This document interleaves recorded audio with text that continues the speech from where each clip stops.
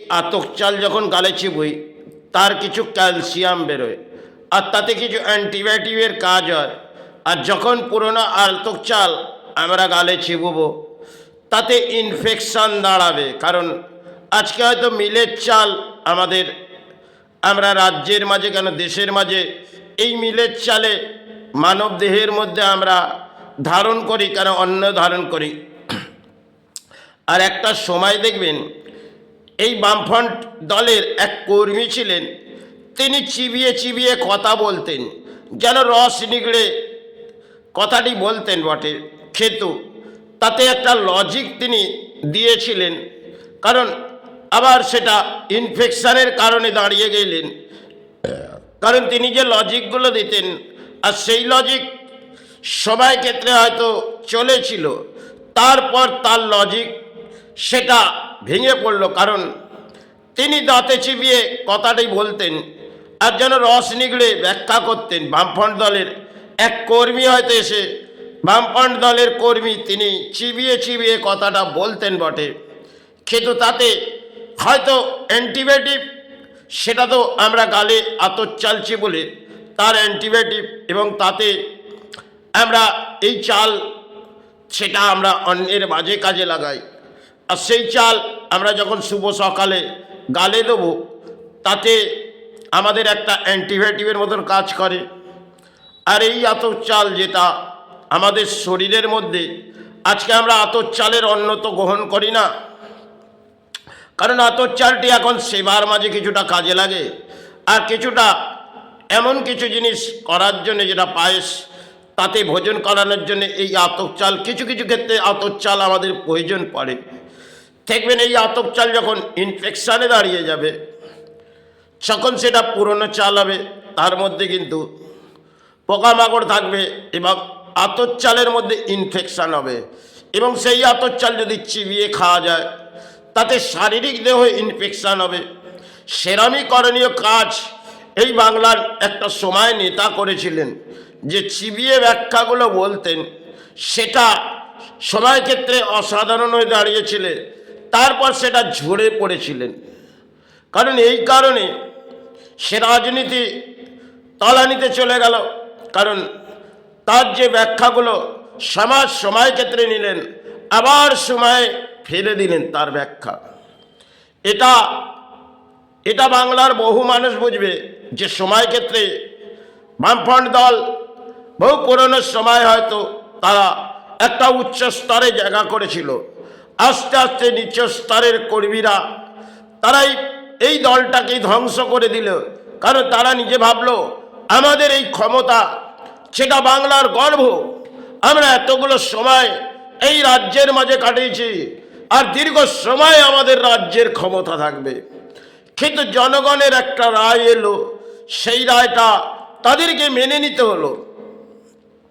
কারণ তারা চেয়েছিলেন আমরা যে সমস্ত কাজগুলো করছি সমাজ মেনে নেবে। কিন্তু হ্যাঁ, কিছুটা সময় বামফ্রন্টের নিচস্থলের কর্মীরা তারা কিন্তু সমাজে যে দুরবস্থা করেছিলেন সেটা নেতারা দেখেনি। কারণ নেতারা চেয়েছিল আমাদের কুর্সি সাহারা থাকলে আমাদের জীবনের সাহারা এসে যাবে। তারপরেই তাদের একের পর এক দুর্নীতি এলেন।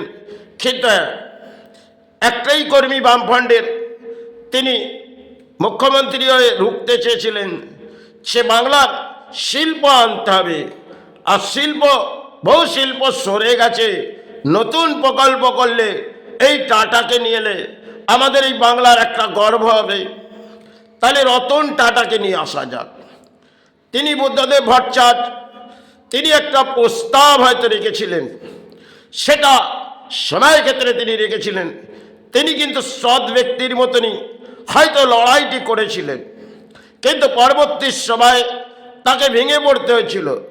কারণ একটা ম্যাচ খেললেন, যে ম্যাচটা খেলতে গিয়ে বুদ্ধদেব ভট্টাচার্য সেটা তার লাঠি সরে গেলেন আর সেখানে আরেক কেউ জয়ী হয়ে গেলেন। কারণ এটা তারা ভাবলেন একটি অনশন করে আমরা বাংলার মাঝে দেখিয়ে যাব তোলপাড় করে। এটা রাজনীতির মাঝে একটা খেলা হয়, সেই খেলার মাঝেই দেখবেন জনগণ সাহারা দেয়। আর সে এক ক্ষেত্রে উচ্চ স্তরে যায়, আবার কেউ নিচ স্তরে যায়।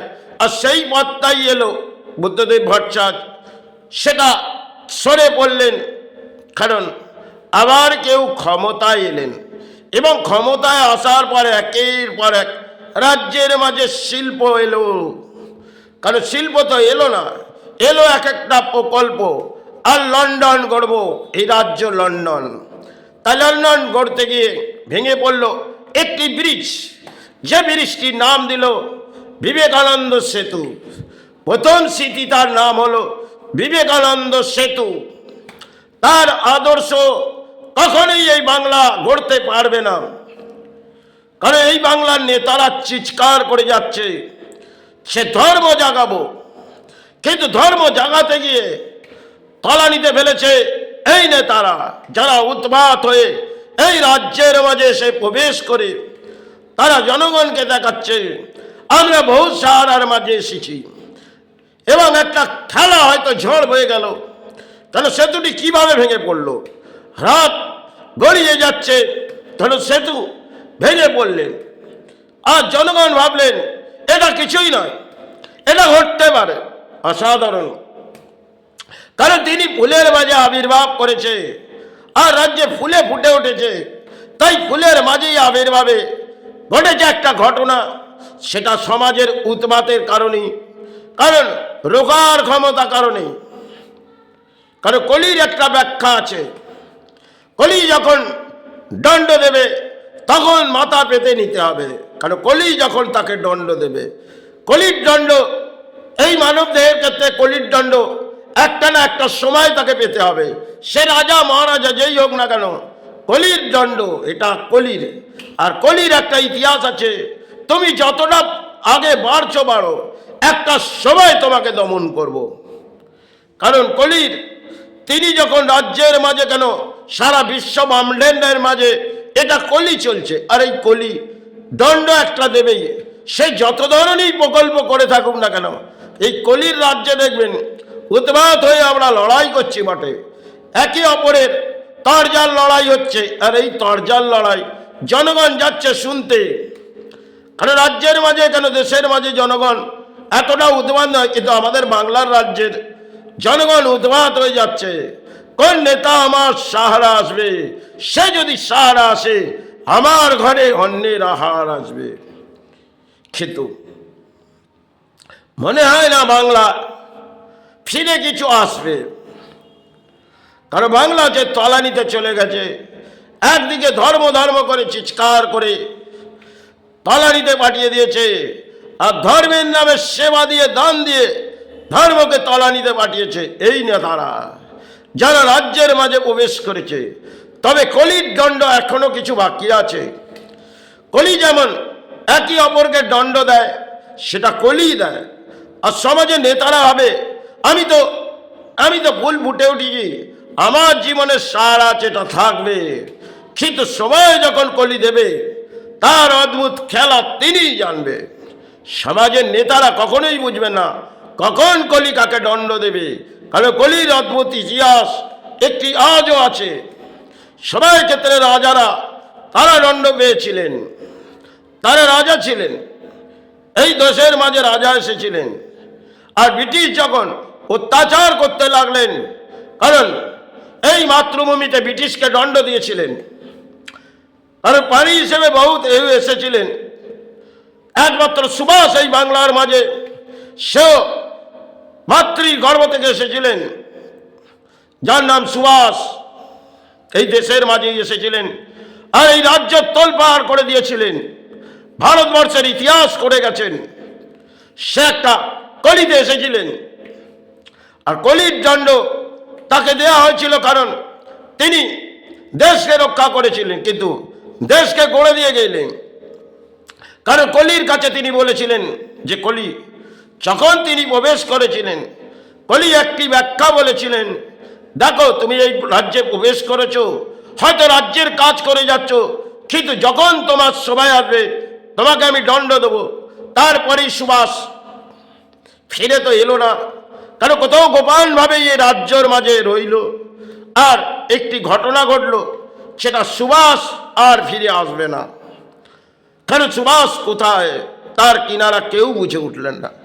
কিন্তু এক গুমনামি বাবা হয়ে হয়তো একটা সময় প্রবেশ করেছিলেন বাংলার মাঝে, সেটি সুভাষ ছিলেন।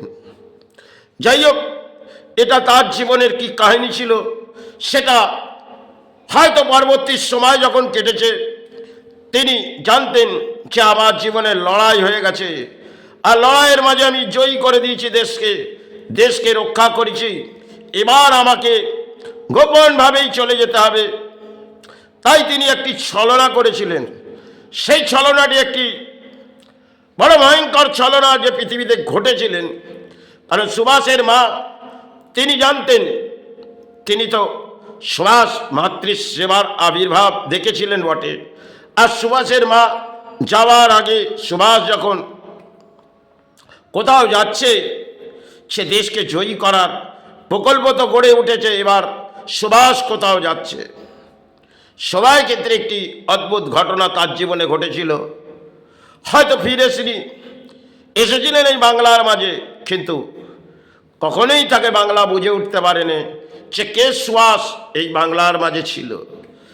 কারণ একটি ঘটনা যখন ঘটলেন, সেটা সারা দেশের মাঝে একটা তোলপাড় হলেন।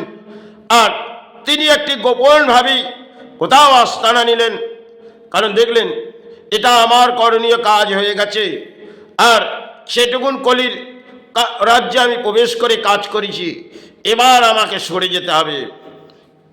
তাই তিনি মাতৃর আবির্ভাবের মাঝেই কাটিয়ে দিয়ে গেছে হয়তো কোনো গুমনামি বাবা হয়ে এই রাজ্যের মাঝে আর এই দেশের মাঝেই ঘুরেছিলেন বটে, কিন্তু কখনোই আমাদের এই সমাজের মানুষ তাকে চিনতে পারেনি।